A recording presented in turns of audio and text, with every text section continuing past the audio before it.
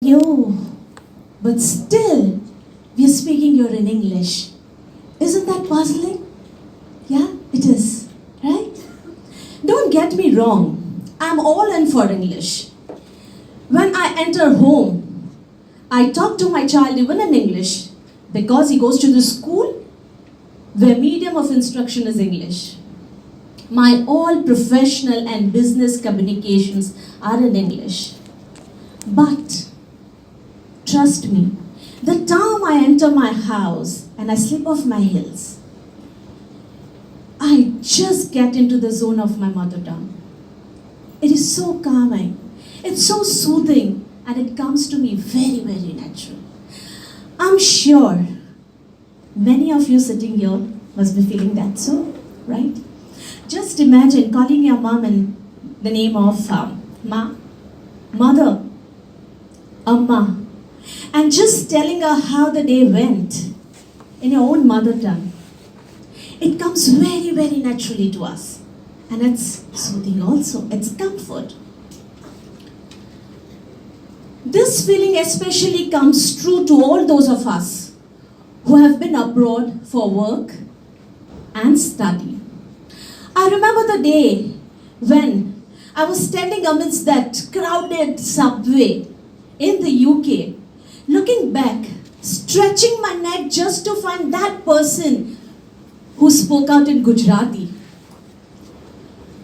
And hearing that, God, it made me feel like finding an oasis in the desert. But these days, hearing Gujarati in the UK is no big deal now. We Shahs and Patels have taken all over the world. Unfortunately, this warm feeling we don't get when we hear Gujarati in boardrooms here in India. The first thought that comes to our mind is, it's very, very unprofessional, or he's not serious. Even accents are frowned upon. Or let me correct you, they are mocked at. It comes very naturally to us to laugh at accents these days, right? A Mallu talking in a Malayali accent, they are laughed upon, right? That comes to my topic of discussion for the day is, why do we as a growing nation shun our mother tongues and we opt for a foreign language, having a rich and cultural heritage, and after all, English is not a native language. India is divided into 29 states, 7 union territories, each with its own unique language and multiple dialects. India has 22 official languages and an astounding total number of 1,652 mother tongue. Why then? Why do we forget something we have grown up hearing and we force our children to speak in English? That tempts me to just cite an example here. Recently, a group of girls came to meet me for a self-development program. And they happened to come at home because I was not going to the office that day. And while I was talking to them, my 7-year-old enters the room and started speaking to me in Gujarati.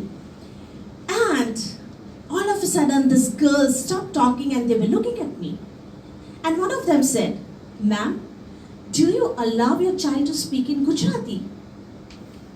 I said, "Yeah, why not? That's my mother tongue." She said, "Ma'am, I need to tell you one thing. My mother always forces me to speak in English, and she says that talking in Gujarati is very, very low standard." And that was something wherein I felt that I should be putting this message across to everybody, that your mother tongue is not something which you should be ashamed of. Indians are known to speak English much better than British English. It's a matter of pride to be multilingual. A child growing up in India is born multilingual. She speaks and learns her mother tongue when at home, Hindi while watching TV serials and movies, regional language while she plays down with her friends, English while she goes to school, and Sanskrit and one more foreign language for better grades. Accept and appreciate the fact that being multilingual just adds to your character and personality, and it's no wrong and a disadvantage ever. Is it the fact that the individual learns a foreign language, uses it in daily conversation, and communicates well in that language isn't enough? Why this need to speak and look like a British? Why?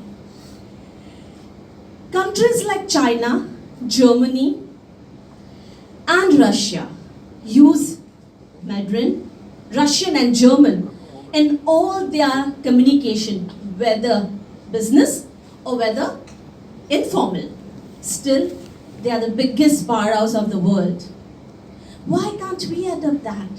Albeit in moderation, because we have multiple languages in our country. Language, it's effectively a means to communicate and connect with people. Let's today take a pledge to embrace our mother tongue. Seeing a crop of millennials coming these days, talking, thinking, everything in English. That day is not far when our native language and our mother tongue is going to be extinct. Let's take a drive to save our mother tongue as the way we did Save Our Girl Child. So before I end, let us do the exercise once again. Let us all close our eyes. Let us please close our eyes. Let us visualize a closed door in front of us. Keep the beautiful eyes closed. And suddenly, that door is opening and you see your mother standing in front of you.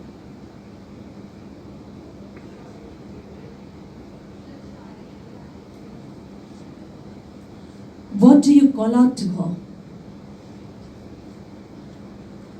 Please open your eyes. Thank you so much.